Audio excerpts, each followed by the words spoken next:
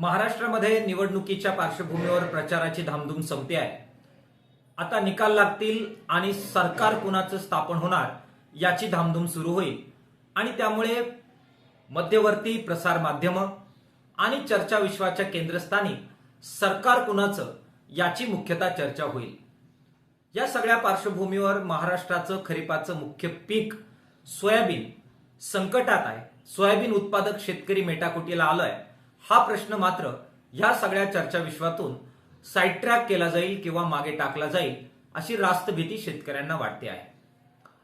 सोयाबीनला आज महाराष्ट्रामध्ये 4200 रुपयाचा भाव मिळतोय। मध्यंतरी तो 3500 रुपयापर्यंत खाली गेलेला होता। 8000 रुपयाचा भाव ज्यावेळी 3500 किंवा 4200 पर्यंत खाली जातो त्यावेळी महाराष्ट्रभरातील सोयाबीन उत्पादक शेतकरी हा मोठ्या प्रमाणात चिंताग्रस्त होतो हे आपण पाहिलेलं आहे। ते परिस्थिती आज शेतकरी अनुभवत आहेत। नरेंद्र मोदी साहेबांच्या केंद्र सरकारनं मोदी की गॅरंटी म्हणून सोयाबीनला 4892 रुपयाचा हमीभाव मिळेल अशा प्रकारची घोषणा केलेली होती। नरेंद्र मोदी साहेब ज्यावेळी महाराष्ट्रात प्रचाराला आले त्यावेळी आमचं सरकार 6000 रुपयाचा भाव सोयाबीनला देईल अशा प्रकारचं आश्वासन नरेंद्र मोदी साहेबांनी महाराष्ट्राच्या शेतकऱ्यांना दिलं आणि त्या आधारे त्यांनी मतदान करावं असं आवाहन केलेलं आपण पाहिलेलं आहे। नरेंद्र मोदी साहेबांची एक प्रकारची विश्वासार्हता यापूर्वी सुद्धा अशा प्रकारच्या घोषणांमुळे धोक्यात आलेली आपण पाहिलेली आहे। निवडणुकीच्या पार्श्वभूमीवर आणि इतरत्र सुद्धा जे बोलायचं तसं वागायचं असं जर केलं नाही तर विश्वासार्हतेला तडा जातो। हे केवळ चुनावी जुमले आहेत अशा प्रकारच्या गोष्टी पुढे येतात आणि त्यामुळे लोकांचा विश्वास राज्यकर्त्यांच्या शब्दावरून उडतो।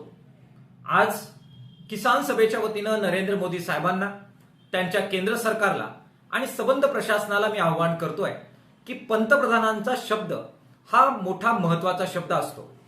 त्यांची गॅरंटी ही एक प्रकारे लोकांना अस्वस्थ करत असते।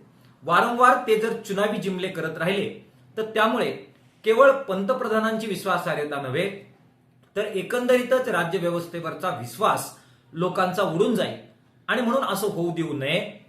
त्यांनी ज्याप्रमाणे जाहीर केलंय त्याप्रमाणे हमी भाव 4892 रुपये हा ठामपणाने शेतकऱ्यांना मिळेल यासाठीची व्यवस्था त्यांनी तातडीनं उभी करावी।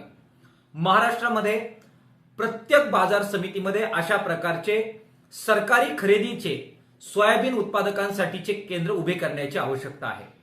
आज महाराष्ट्रामध्ये मागील सरकारने खूपच बोटावर मोजण्या इतकेच सरकारी खरेदी केंद्र सुरू केलेले आहेत।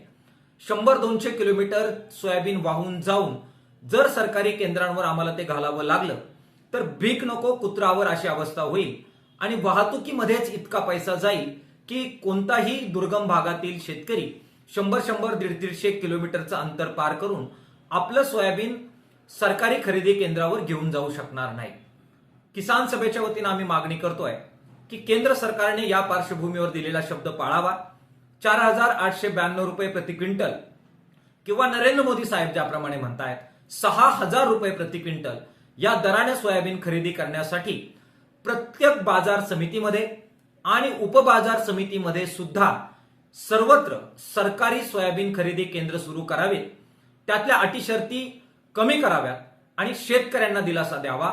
हा जर दिला नाही तर नाविलाज असतो केंद्र सरकारच्या विरोधात आणि येऊ घातलेल्या राज्य सरकारच्या विरोधात सुद्धा मग ते सरकार कुणाचंही असो किसान सभा आणि शेतकरी रस्त्यावर उतरतील आणि सोयाबीन उत्पादक शेतकऱ्यांचा एक जबरदस्त एल्गार पुन्हा एकदा महाराष्ट्रामध्ये केंद्र सरकारला पाहावा लागेल। यावेळची लढाई अधिक अटीतटीनं केली जाईल आणि जुमलेबाज सरकारला धडा शिकवला जाईल। केंद्र सरकारने विशेषतः नरेंद्र मोदी साहेबांनी आपला दिलेला शब्द पाळावा आणि सोयाबीनला 4892 रुपयाचा दर किंवा ते म्हणतायत त्याप्रमाणे 6000 रुपयाचा दर प्रत्येक बाजार समितीत मिळेल यासाठी व्यवस्था उभी करावी अशा प्रकारची मागणी सोयाबीन उत्पादक शेतकऱ्यांच्या वतीनं आम्ही करतोय। आमच्या या मागणीशी आपण जर सहमत असाल तर शेतकरी मित्रांनो हा व्हिडिओ फॉरवर्ड करा। सरकार स्थापन करणं कोण कोणाचं काय करतंय या चर्चेमध्ये गाफील ठेवणं हे जे काही कारस्थान सुरू आहे त्याकडे आपण लक्ष देऊच, परंतु आपल्या पोटा पाण्याची लढाई सर्वात जास्त महत्वाची आहे।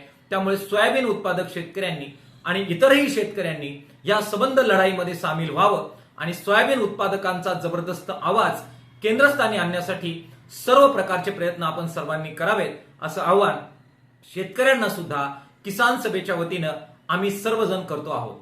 धन्यवाद. इन्क्लाब जिंदाबाद. शेतकरी एकजूट जिंदाबाद.